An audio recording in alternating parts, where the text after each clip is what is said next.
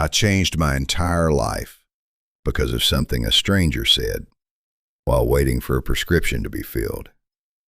Not a therapist, not a coach, just some guy in a worn jacket standing at a pharmacy counter who paused mid-sentence for about 6 seconds and somehow, in that silence, said more than anyone had managed to say to me in years.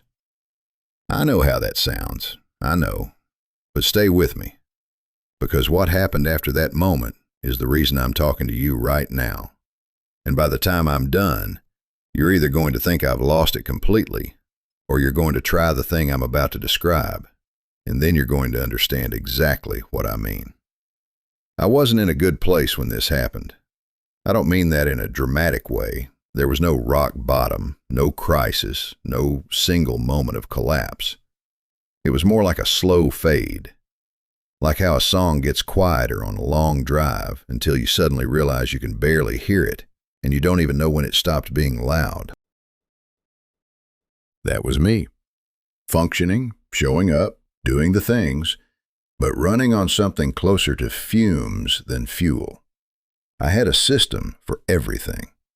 Morning pages, cold showers, breathwork apps with ambient rain sounds, a habit tracker with color-coded rows that I filled in religiously for about 3 weeks before the colors just stopped meaning anything.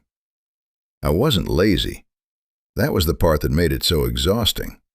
I was trying, genuinely, consistently, and still felt like I was watching my life through a slightly fogged window, pressing my hands against the glass and not quite reaching anything real.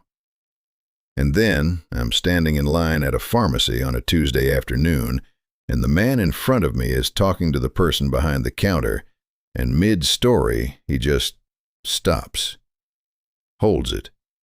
6 seconds, maybe 7. Not awkward, not searching for words, something intentional in it, something quiet and settled, like he was letting the sentence breathe before he continued. And I felt it. I actually felt it. In my chest, like a tuning fork hit a frequency I didn't know I was carrying. Something in my body went, oh. Just that. Oh. I want you to understand something before we go further. I had been chasing transformation for a long time at that point. I had the apps, the journals, the playlists, the protocols. I knew what Kumbhaka was. I had read about vagus nerve activation. I had listened to enough podcasts that I could have given a lecture on neuroplasticity and breath retention. And none of it, not one piece of it, had ever landed in my body the way that one unremarkable pause in a pharmacy line did on a Tuesday afternoon. That's the thing I want you to really sit with. Because everything I'm going to tell you from here is built on that gap. If this is landing for you even slightly, do me a favor and hit that like button and subscribe. It genuinely helps. And I think what comes next is going to be worth your full attention. The first thing I did when I got home that day was nothing. I sat on the edge of my bed with my jacket still on, and I just held my breath. Not a big dramatic inhale, not a protocol, not a timer running on my phone. Just a natural breath, held for about 6 seconds, and then slow out. And something shifted. Not fireworks, not a vision, something quieter and stranger than that. The mental noise, the low-level static I had been living inside of for so long that I had stopped noticing it, got softer, just for a moment, like someone turned a dial by one small notch. I did it again, same thing, a little quieter, a little more space behind my eyes. Now here's what I need you to understand. Because this is where most people, including the version of me from a year ago, would have made the mistake. The mistake is thinking what just happened is about breathing. It is not about breathing. Breathing is just the door. What you are actually doing in those 6 seconds is giving your nervous system something it almost never gets in modern life, which is a deliberate, conscious interruption of its own momentum. You are not relaxing. You are not meditating. You are not doing wellness. You are pulling a circuit breaker. You are stepping into the gap between what just happened and what you are about to do next, and you are making that gap real, physical, felt.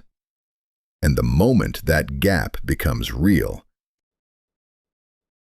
your whole system reorganizes around it, not because of anything mystical, because that is simply what a nervous system does when you stop flooding it with the next thing before it has finished processing the last one. The pause is not a technique.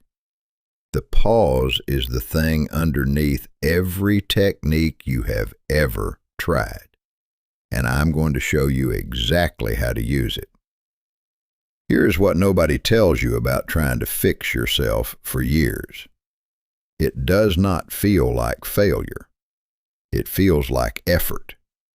And that is so much worse, because you cannot even be angry at yourself. You can only be tired. I spent a long stretch of my life being genuinely, quietly exhausted by how hard I was working at something that was not moving, not dramatically stuck, not visibly broken, just that gray, low-ceiling feeling of doing everything right and still waking up the same. Cold water in the mornings, pages in the journal before breakfast, a folder on my phone with 17 different breathwork protocols organized by use case. Energy in the morning, calm before sleep, focus before a hard conversation. I had a technique for every emotional weather pattern, and none of them went deeper than the skin. The worst part was not that they did not work. Some of them worked a little. The worst part was that I had become very good at the performance of transformation without any of the substance. I could talk about nervous system regulation at a dinner table. I could explain polyvagal theory to someone who had never heard the word. I had the vocabulary, the apps, the color-coded tracker. And underneath all of it, something in me had quietly stopped believing that any of it was actually going to land somewhere real. I had become a collector of starting points. Every new method was another first day. And first days feel like momentum. They feel like change. And then day 4 arrives, and the feeling fades, and you are already half reading about the next thing before you have even closed the app from the last thing. That is the trap nobody names directly. It is not laziness. It is not weakness. It is the way the whole system is designed to keep you in the beginning, because the beginning feels like progress. The middle is where change actually happens, and the middle is quiet and slow and deeply unsexy. And almost nothing in the wellness world is built to keep you there. So you leave, again and again and again. And your nervous system never gets the signal long enough to do anything with it. I did not understand any of this clearly until after the pharmacy, until after that 6 seconds of silence from a stranger changed the angle of how I was looking at everything. Because what I felt in that moment was not a new beginning. It was something completely different. It was recognition.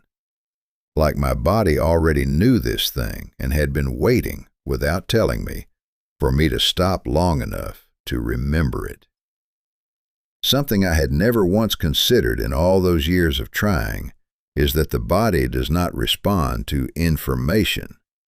It responds to repetition.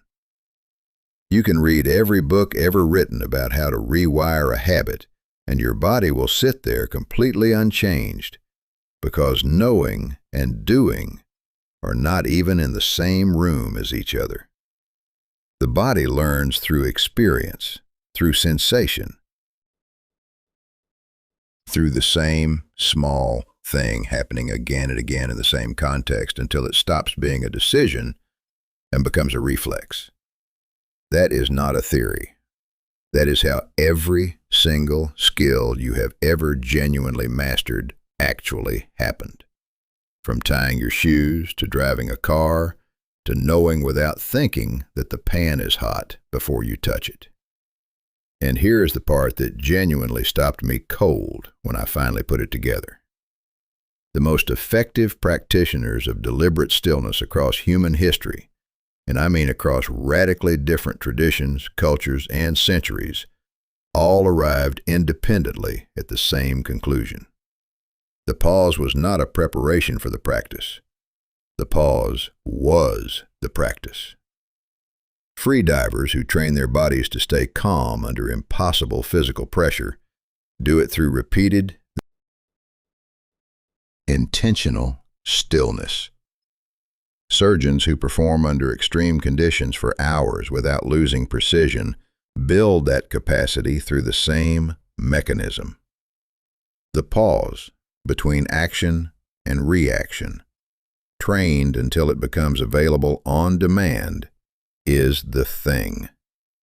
It has always been the thing. And yet somehow, in the middle of an industry worth hundreds of billions of dollars built around helping people feel better, that one simple truth got buried under an avalanche of products. I want you to really sit with that for a second, because what I am about to tell you next is going to sound almost offensively straightforward, and I need you to understand why that simplicity is not a weakness, but the whole point. Stop whatever you're doing right now and try this. Not after the video, not when you have a quiet moment, right now, wherever you are. Take a normal breath, not a big dramatic one, just whatever breath comes naturally, and then hold it. Don't force it. Don't strain, just stop the exhale and wait. Feel the first small wave of pressure that builds in your chest after about 3 or 4 seconds. Don't fight it, just notice it. And then, when you hit 6 seconds, let it go slowly, all the way out. Now tell me your mind didn't just get quieter.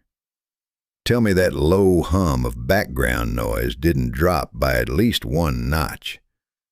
Because I know it did. I know because I have done this with enough people now to understand that the response is not personal. It is not about your situation or your stress level or how many things are on your plate today. It is biological. It is wired in. And the fact that you just felt something in the span of 10 seconds is the entire argument I am making. What happens inside your body during those 6 seconds is not mysterious once you understand the mechanism.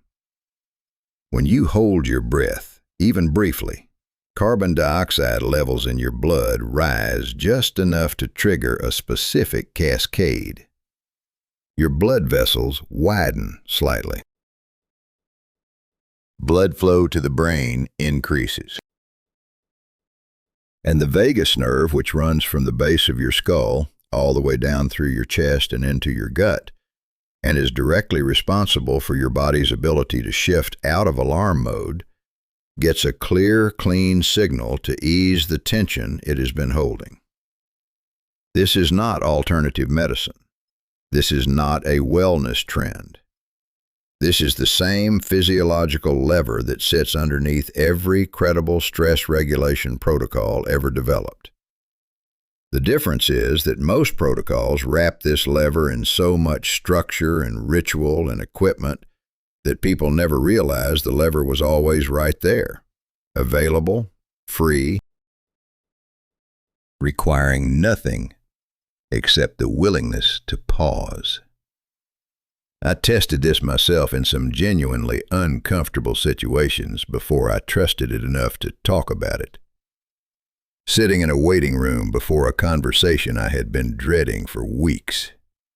The kind of moment where your thoughts start looping and your chest feels tight, and your body has already decided that something bad is about to happen before anything has even occurred. I did the pause.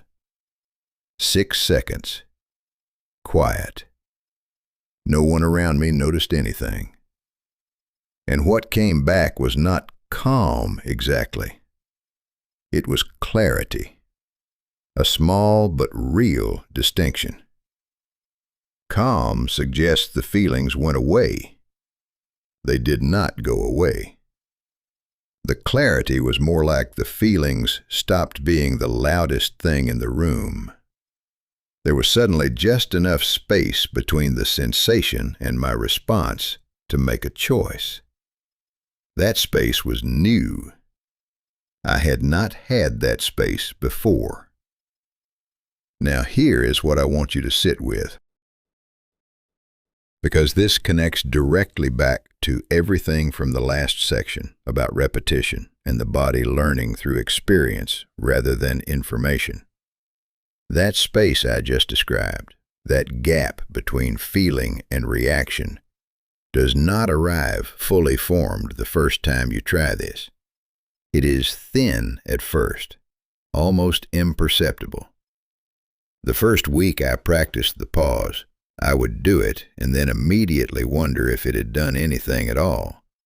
The shift was so subtle, I kept second-guessing it. But subtle does not mean absent. Subtle means early. And early is exactly where you want to be paying attention, because that is when the real wiring is happening, quiet and invisible, underneath the surface of everything you can consciously observe. The reason most people miss this phase entirely is not because they give up. It is because they have been trained by years of chasing the big, obvious shift to dismiss anything that does not feel immediately dramatic. We have all been taught by every product and program and protocol in this space to expect a peak experience, a before and after, a moment you can point to and say that was when everything changed. And because of that conditioning, the slow, honest, cellular kind of change, the kind that is actually durable, gets overlooked every single time. You feel a subtle shift, you think nothing happened, you move on to the next thing, and the one real thing that was actually working quietly dissolves. That is not a small problem. That is the whole reason most people stay stuck. And what I discovered next, when I finally understood this, changed the way I thought about every single habit I had ever tried to build. Это та же проблема прокси, только в ином масштаб. 60+ из 240 картинок получают 404. Что происходит 3 часа 12 минут 47 секунд? Старт. 100 конкуррент потоков, 3 часа 13 минут 28 секунд. 50%. 120/240. Первые быстрые картинки готовы. 3 часа 13 минут 30 секунд. SSE stream ended without terminal status. Прокси закрыл. SSE 3 часа 13 минут 31 секунда. Image 173. 404 стрелка влево. Операция удалена на прокси 03-13-38. Image 157. 404. Еще 60 таких. 03-14-11. 80%. Ретраи отработали. Проблема на 100% на стороне прокси. Цепочка. Клиент шлет 100 запросов параллельно. Прокси ставит часть в очередь, не хватает слотов на FastGen. Для каждого запроса клиент открывает SSE-стрим для отслеживания. Прокси не выдерживает 100 SS и соединений, закрывает их. Прокси удаляет операцию вместе с SS и стримом. Polling 404. Клиент ретрайт. Новый пост. На этот раз проходит. Каждая 404 – это потерянная работа. Прокси мог уже начать генерацию на FastGen, но удалил трекинг. В итоге потрачены ресурсы FastGen впустую. Клиент делает повторный запрос. Лишние от 2 до 4 секунд бэков на каждый ретрай. Что нужно пофиксить на прокси? Критично.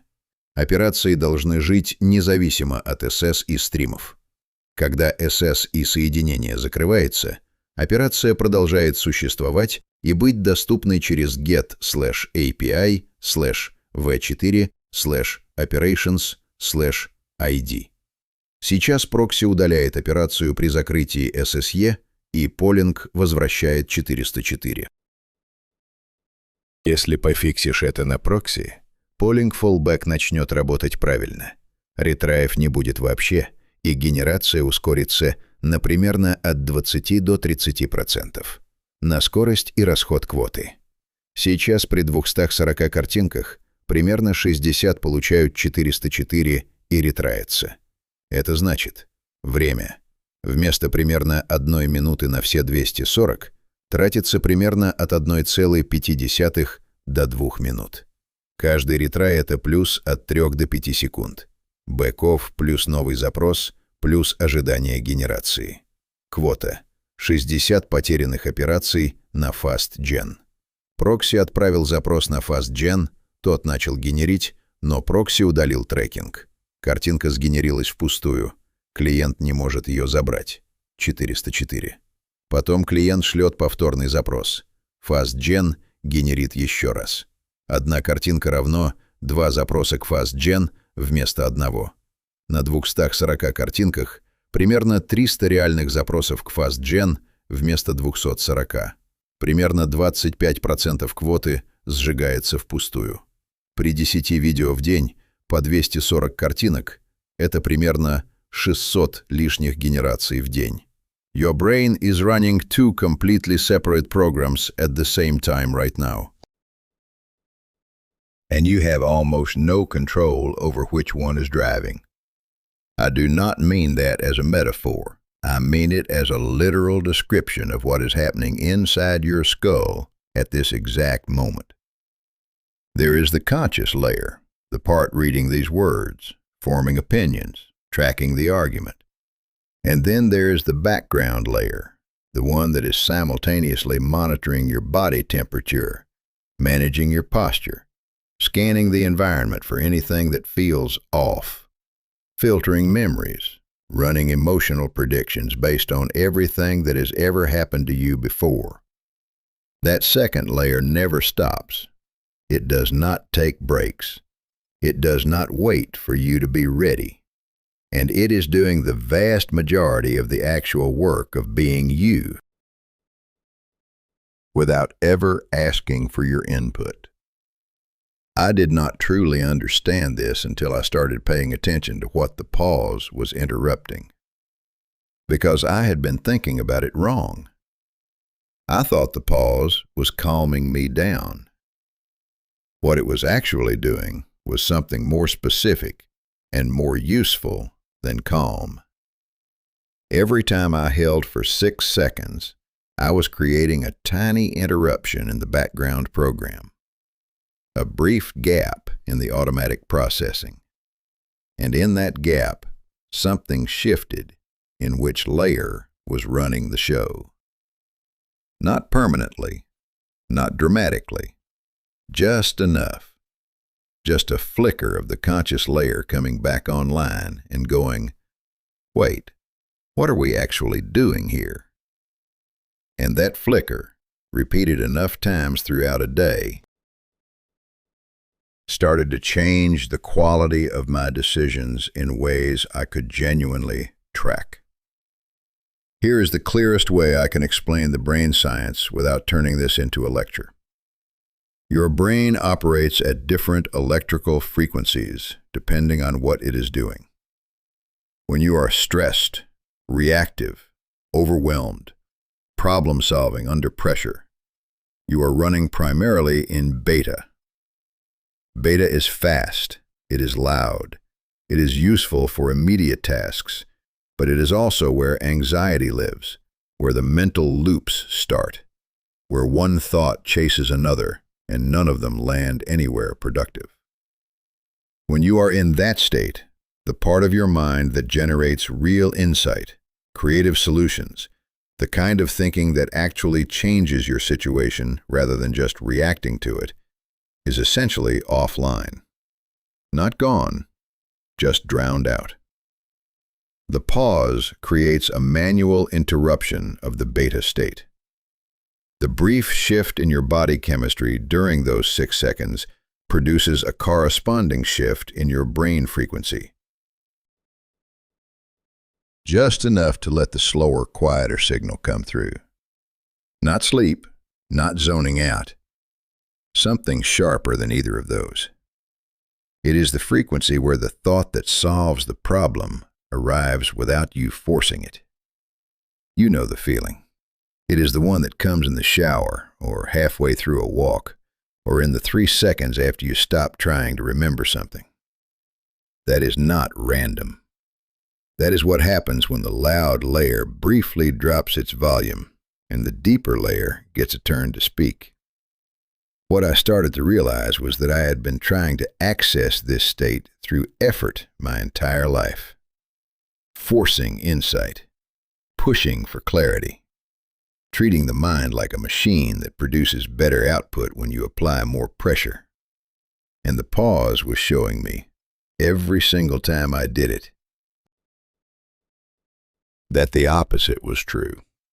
Clarity is not something you generate. It is something you uncover when you stop generating so much noise. The 6 seconds are not adding anything to your mind. They are removing just enough interference for what is already there to become audible. And this connects directly to something that the ancient traditions understood in a way that modern wellness completely lost when it started packaging everything as a product. Every contemplative practice I had ever read about, across every culture and tradition, pointed toward the same thing without using the same words. The Taoist concept of Wu Wei, action through non-action. The Hesychast tradition in early Christian mysticism, stillness as the path to clarity. The Zen emphasis on the gap between thoughts as the location of awareness itself. None of these are about relaxation. None of them are about feeling peaceful. They are all pointing at the same functional reality, that the deepest and most useful part of your mind is only accessible through deliberate interruption of the surface. And what I had stumbled onto without planning it, starting from a stranger's pause in a pharmacy line, was a way to access that interruption anywhere, at any time, embedded in ordinary life.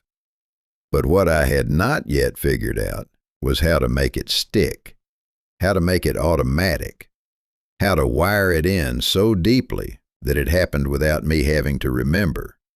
And the answer, when I found it, was so counterintuitive that I almost dismissed it entirely. Most people are trying to change their lives during the wrong hours. They carve out a morning window. They protect an evening slot.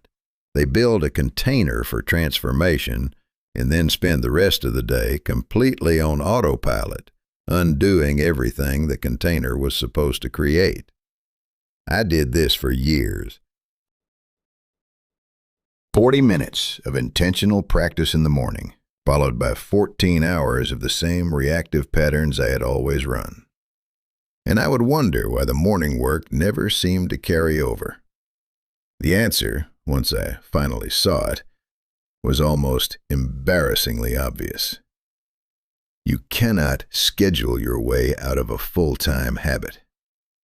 The background program runs all day, so the only thing that actually changes it is something that runs all day too.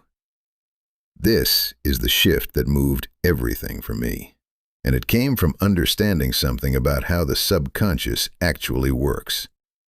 Not as a mystical concept, but as a functional description of the part of your mind that operates below the level of conscious choice.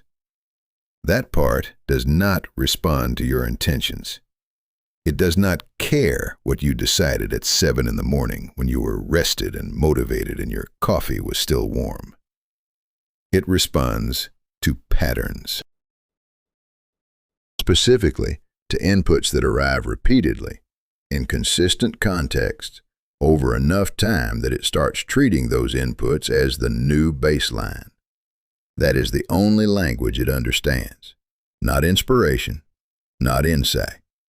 Pattern and repetition, delivered consistently, woven into the actual texture of the day. The pause works at this level in a way that a scheduled practice simply cannot, because the pause has no schedule. It lives inside the moments that are already there. And the more I understood this, the more I started to see my entire day differently. Every automatic action I performed without thinking was not just a habit, it was a potential insertion point, a place where a new signal could be attached to an existing reflex so reliably that the attachment eventually became invisible. The new behavior stops feeling like a choice and starts feeling like just what happens next. That is not willpower. That is design. And the difference between the two is enormous. I want to give you a concrete example because this can sound abstract until it lands in the body. I started linking the pause to one specific physical action that I did constantly throughout the day without ever thinking about it. Every time I picked up my cup to take a drink, before the cup reached my mouth, I paused 6 seconds, then drank. That was it.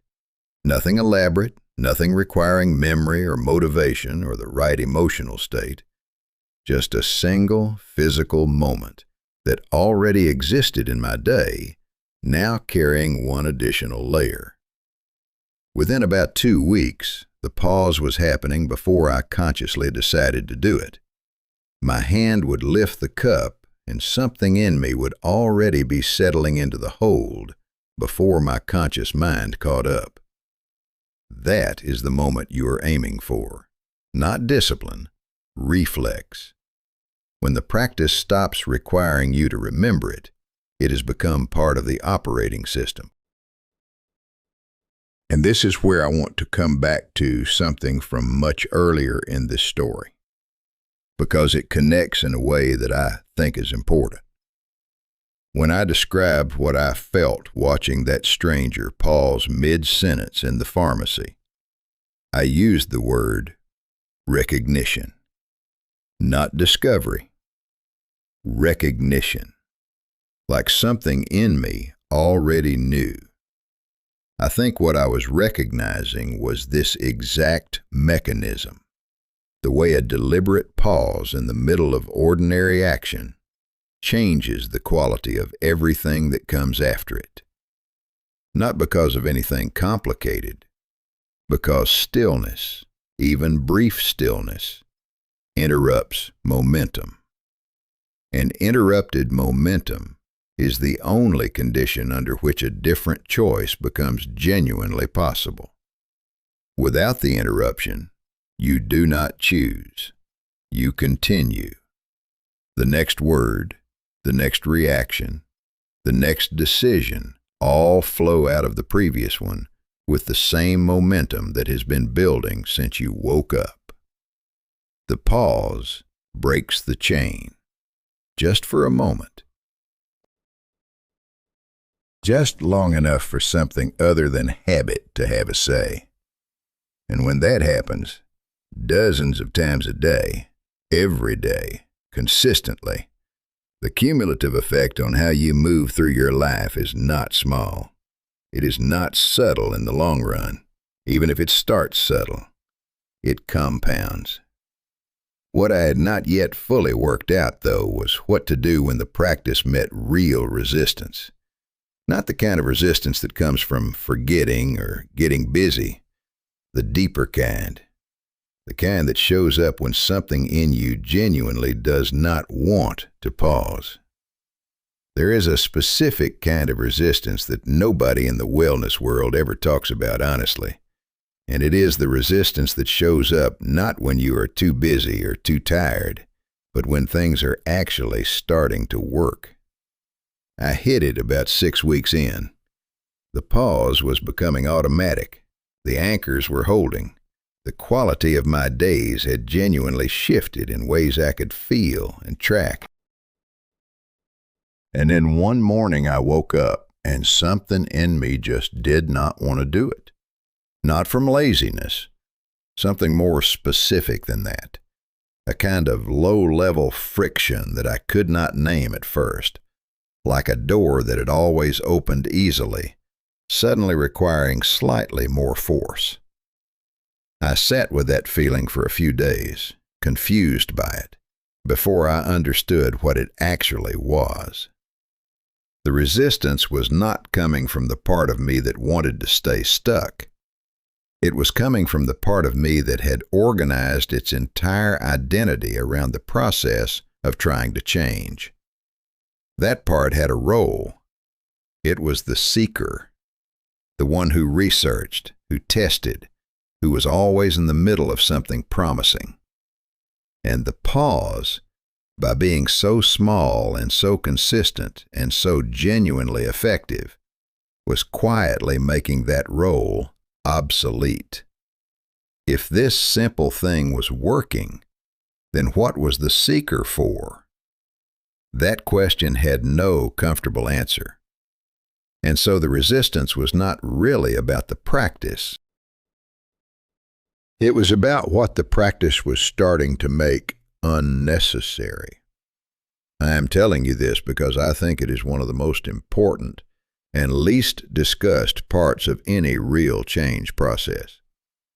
At some point, the change stops being something you are pursuing and starts being something you are becoming.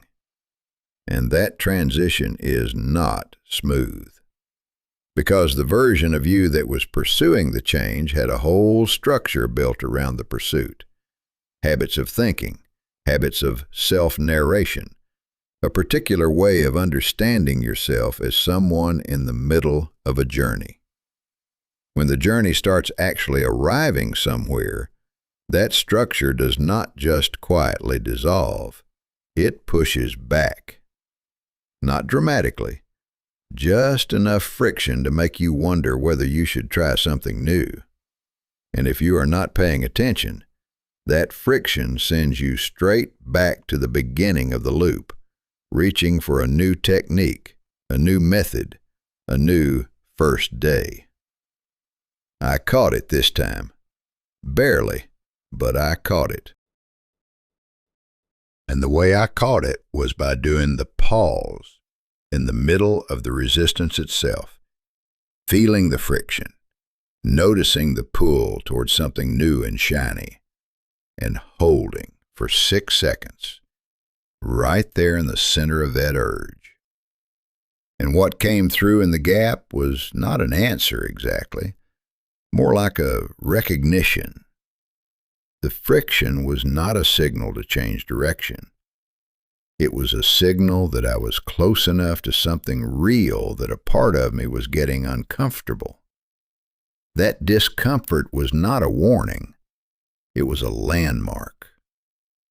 You do not feel that kind of specific interior friction around things that are not working. You only feel it around things that are working well enough to threaten the old structure. So I kept going. Not because I was certain, because I had enough evidence by that point to trust the direction even when the feeling was mixed. And what happened in the weeks that followed that friction on the other side of it, was different in quality from anything I had experienced before. Not louder, quieter. A kind of ease that did not feel like the absence of difficulty, but more like the presence of something underneath the difficulty. Like the ground had gotten more solid. Not perfect, just more reliable. And here's what I want you to understand about that reliability, because it matters for what comes next. The ground did not get solid because I had practiced enough times. It got solid because I had practiced through the resistance. That is the part that actually builds something durable. Anyone can repeat a practice when it feels good and the results are clear. The wiring that actually holds is built during the repetitions that happen when it does not feel like anything, when the friction is there and you do it anyway, when you cannot tell if it is working and you continue not because you are certain, but because you have decided that consistency is the thing you are committed to now, regardless of the feedback. That decision, that quiet internal shift from seeking to committing, is where something genuinely changed for me. And what I noticed in the weeks after that shift was something I had never expected to find on the other side of a 6-second breath hold. I want to tell you something that I have never said out loud before, because it sounds like the kind of thing people say when they are trying to sell you something, and I am not selling you anything. The version of me that exists now, the one talking to you, is genuinely unrecognizable to the person who stood in that pharmacy line. Not in a dramatic before and after way, not in a way that would make a good poster. In a quieter and more fundamental way, the way a room is different after someone opens a window that has been sealed shut for years. The air is the same air, the furniture is the same furniture. But something about the quality of being in that room has changed completely. And once you have felt the difference, you cannot go back to thinking the sealed version was normal. Here is what nobody told me to expect on the other side of real consistency. I had always assumed that if transformation came, it would feel like arrival, like finally getting somewhere I had been trying to reach.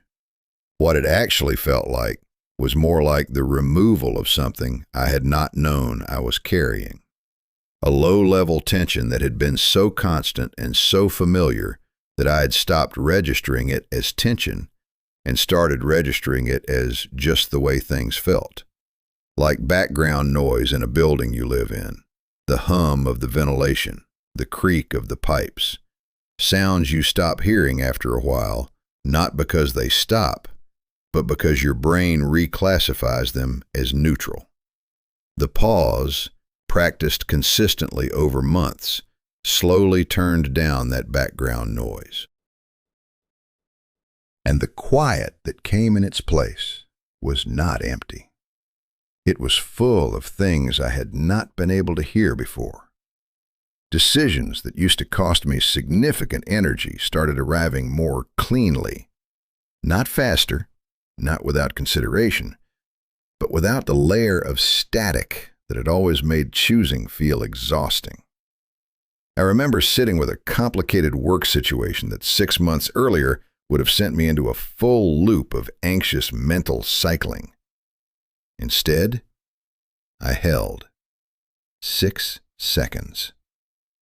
And the answer that came back was not brilliant or profound. It was just clear, unmistakably clear. The way things are clear when the signal is clean and nothing is distorting it. I sat there for a moment afterward thinking, that is what this has been building toward. Not a peak experience, just a clear signal where there used to be noise.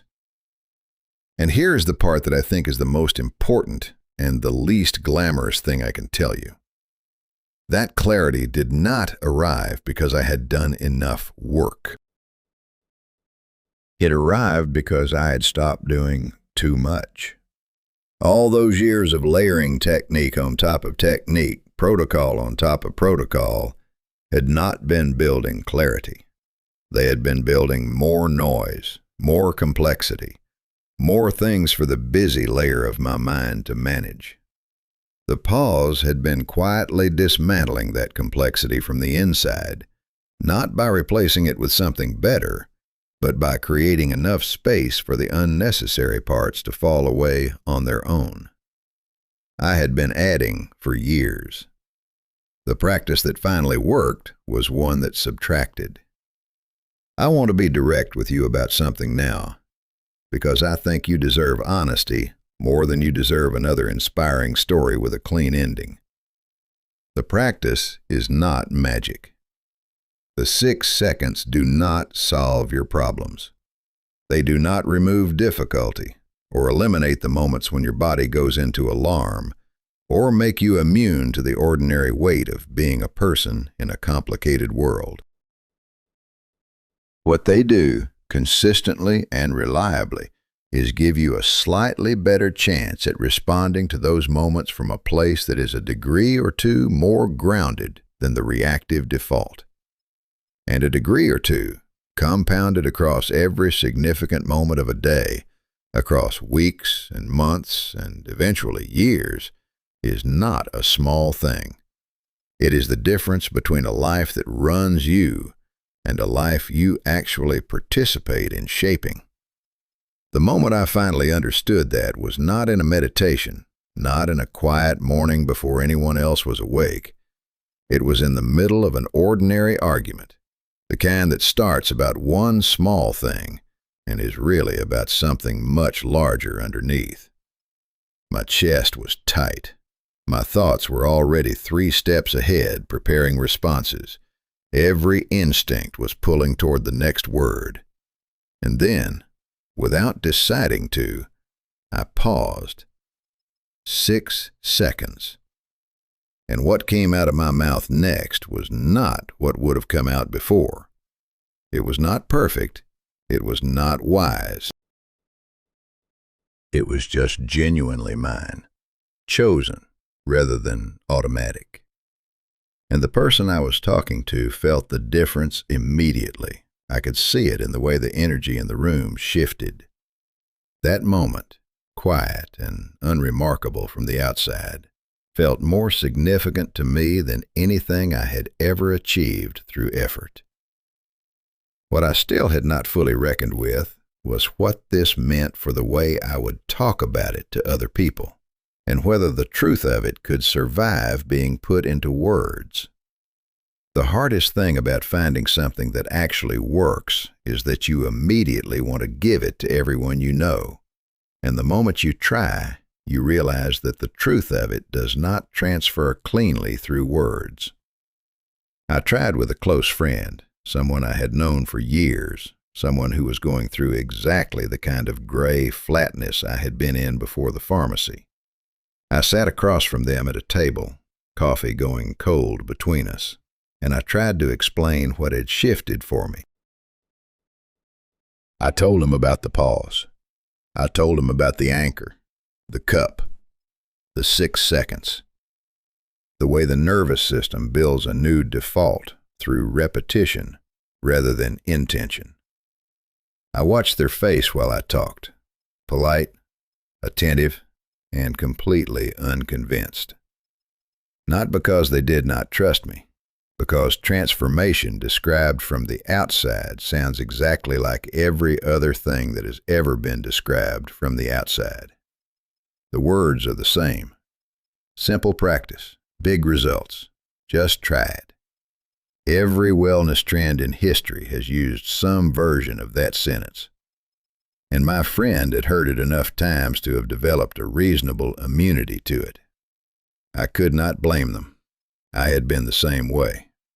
The information is not the thing. It never was.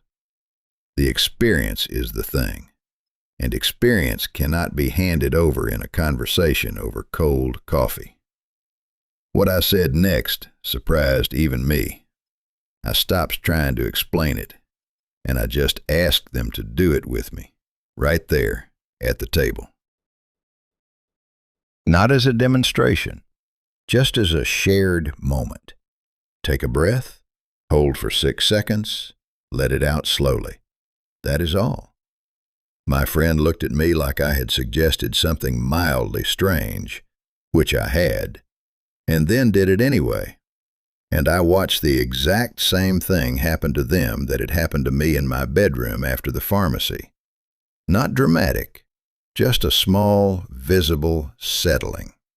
A fraction of the tension in their face releasing. A slight change in the quality of the silence between us. They looked up after the exhale and did not say anything for a moment.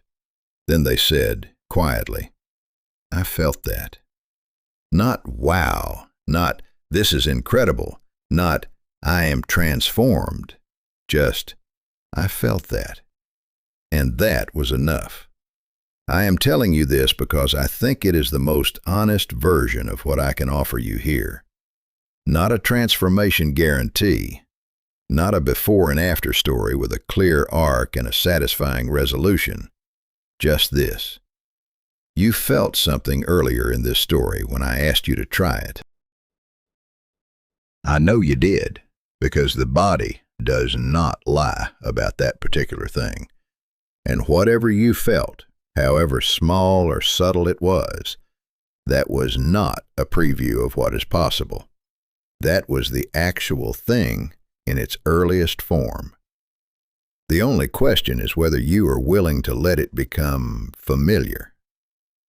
Here is what I have learned about choosing your one anchor, because this is where most people who get this far still manage to make it complicated. The anchor does not need to be meaningful. It does not need to align with your goals or represent your intentions, or signal to the universe that you are serious about change. It needs to be physical, automatic, and frequent. That is the entire criteria.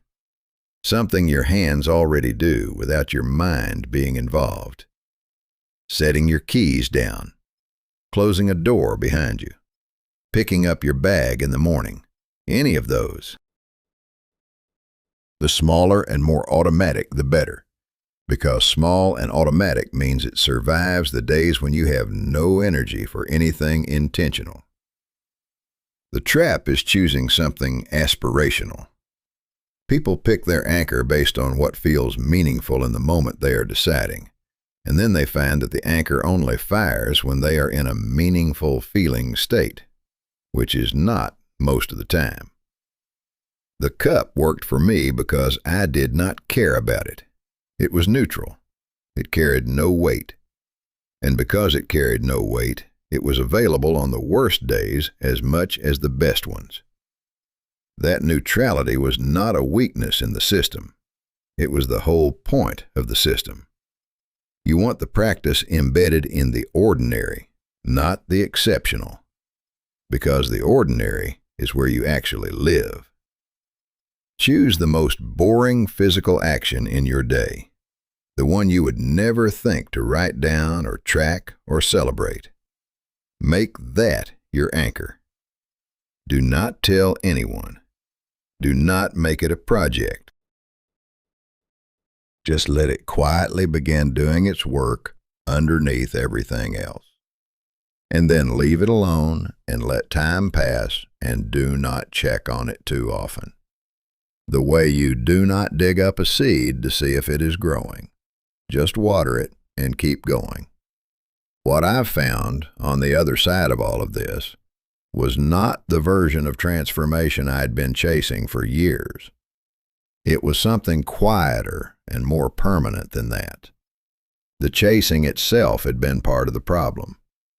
Every pursuit implies a destination, and a destination implies that where you currently are is not enough. The pause taught me something different. That the ground you are standing on right now is not a waiting room. It is the actual location where your life is happening. The quality of your attention in this moment, not the next technique or the better morning routine or the version of you that will finally have it together, is the only thing that determines what you are actually living. And attention, real attention, is nothing more and nothing less than the willingness to stop briefly and repeatedly and let what is already here become audible. The stranger in the pharmacy never knew what they gave me. They were just pausing mid-sentence, doing something their body had learned to do, something so natural they would not have been able to explain it if you asked. That is what mastery looks like from the outside. Not impressive, just settled. And the most settled people I have ever been around all share one quality that I could never name until now. They are never in a hurry to fill the silence. So here is the question I want to leave you with, and I want you to actually think about it before you answer. Not the comfortable version of the answer, the honest one. What is the one moment in your day that you always rush through without thinking? The moment so automatic you have never once paused inside it. Because that moment, that exact one, is where everything could start to change. Drop it in the comments. I want to know what you find when you look. If this story landed for you even a little, please like this video and subscribe to the channel. It genuinely helps more than you know, and there is a lot more coming that I think you will want to hear.